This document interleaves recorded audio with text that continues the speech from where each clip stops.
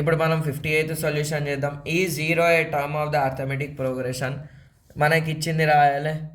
Given series లేదా given that 31, 28, 25 zero అంటే ఏఎన్లా zero వస్తుందా, ఇంట్లో ఏదో ఒక టర్మ్ జీరో అవుతుందా కాదా, జస్టిఫై యువర్ ఆన్సర్ అని అన్నాడు.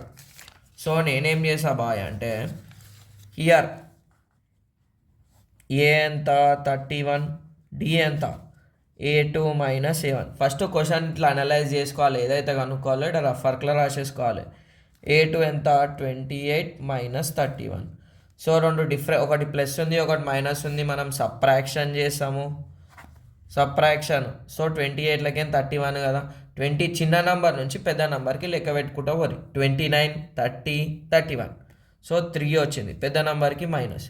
ఎందుకు ఇట్లా చెప్తున్నా అంటే తప్పులు పోవద్దు అబ్బాయి. 28 - 31 తక్కువ మనం అడిగితే 4 అంటాడు, ఏం లాభం?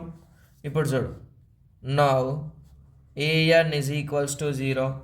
ఏఎన్ ఫార్ములా ఏంది బేటా అంటే A plus N minus 1 into D. So ఇక్కడ ఏఎన్ ఉంది కదా, దీని జాగాలి ఇది పెడతా. A plus N minus 1 into D is equals to 0. AN అంటే ఏంది, సారీ ఏ అంటే ఏంది 31 plus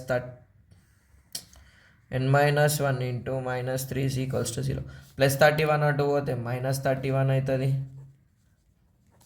so n-1 is equals to, ఇగో ఈ రెండింటి మధ్యలో ఇంటూ ఉంది కదా, ఈ ఇంటూ ఉన్నది అవతలకి ఎలా కొడుతున్నా, -31 -3 కటా n-1 is equals to 31/3.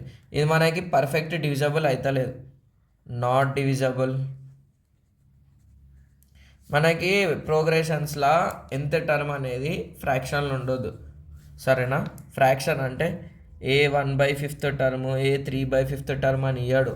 Find the first term, third term, fourth term అట్లా ఇస్తాడు. ఈ డివిజబుల్ అవుతలేవు కాబట్టి 0 is not a term in the given series. ఇంత దీని ఆన్సర్.